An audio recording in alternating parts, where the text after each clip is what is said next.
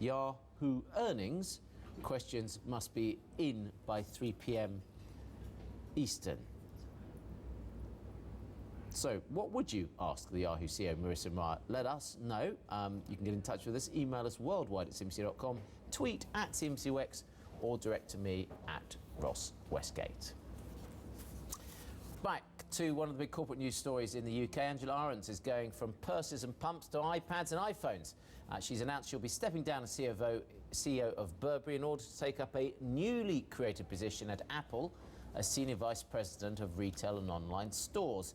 Since she took up the role in July 2006 at Burberry, she's presided over a period in which the share price has been up 252%. It has had a bit of fluctuations along the way, though.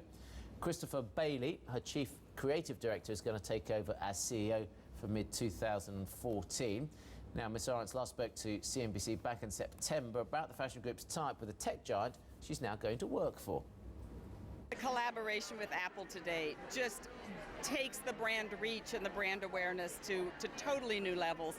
And the imagery that we were able to capture on the iPhone 5S, with their collaboration, it's just, we always use these shows to keep Burberry on the forefront, to take the brand to new heights. And that's really, I think, what the collection and the collaboration did today. Right, Yannick Naud, portfolio manager at Glendevan King Asset Management, joins us now. Julie's still with us as well. Yannick, nice to see you.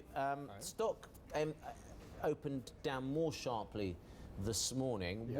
What is Burberry losing with Angela Ahrendts, and what are they keeping with Mr. Bailey taking over the reins? Well, Mr. Bailey is an unknown quantity. He started to work for Burberry back in 2001. He was 29 years old at the time. We know he's a fantastic creative director. It's much more difficult to know if he'll be a very good CEO at a time where Burberry has many challenges in Japan in terms of the beauty ranges. On the other side, Angela, she has been one of the most paid CEO last year. We know she's very good at her job. She's very good. She's been very good in terms of pushing the brand into digital, and I think she will do very well at Apple.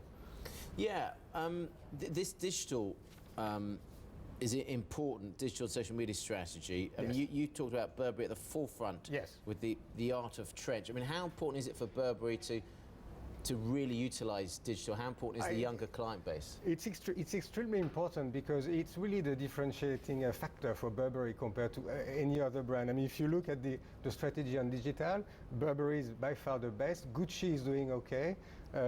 Every brand now have some strategy, but in terms of percentage of sales, it's a tiny proportion of their sales. Some brands even chose not to be involved in digital at all, like Hermes or Prada.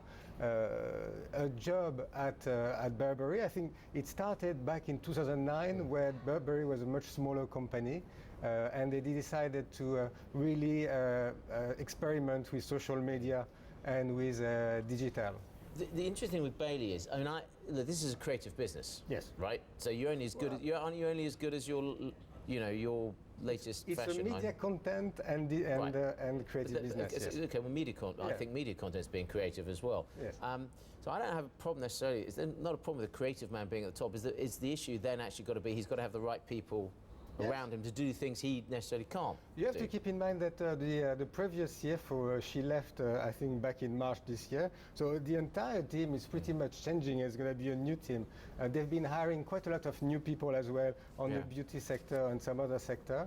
So the company will be very different at the end of the year compared to 6 months ago. How would you compare what a Burberry investment now to anything else in the sector? Well, Burberry is the most bullish investment you can have in the sector because, as I said, they're a bit more leveraged than the competition. It's a mono brand. They rely only on one brand, not a portfolio of brand, and they need to. If you're saying it's the most bullish investment, you mean you have to be brave? Exactly. If you are, which I don't like to think I'm being brave when I put money into something. No, but if you think that emerging market will do very well, if you think that China will continue to grow, and if you think that luxury market will continue to grow their margin and their volume, Burberry is the we've got LVMH reporting as well. It's third quarter sales today. I think the leather section is going to perform very well. But we've got Mark Jacobs saying earlier this month he's also going to step down as creative director. So look, compare LVMH to what's the LVMH story for an investor? Oh, it's completely different. I mean, it's much more diversified. It's across many different product lines, many different segments in terms of pricing, and many different brands and different products. So all in all, it's a much more stable revenue stream. They are exposed to China and to Asia and emerging market as well, but not only.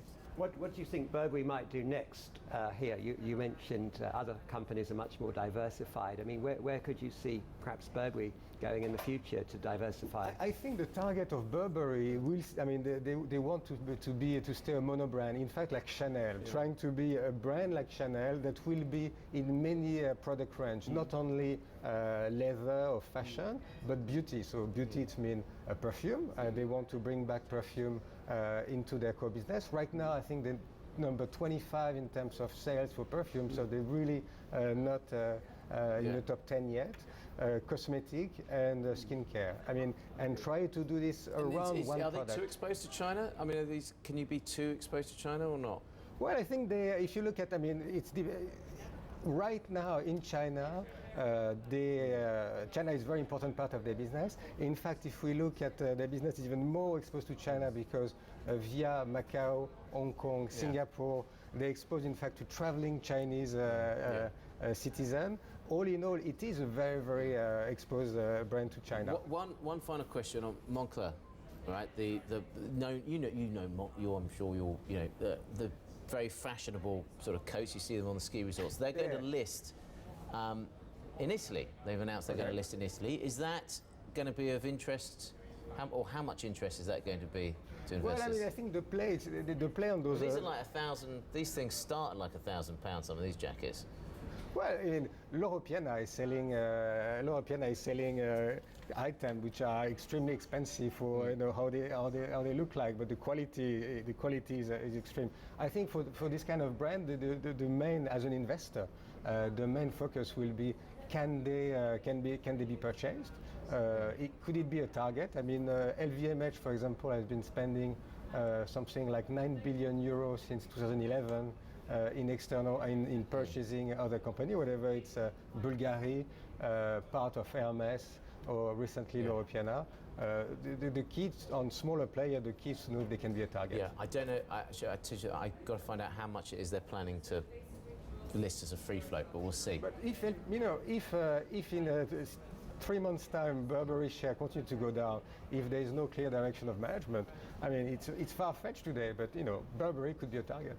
Okay, we heard it here. Yannick, good to see you as always. Yannick Naud joining us from Glendevan King Asset Management. Let's move on. Remind you what's still to come on the programme today. Italy.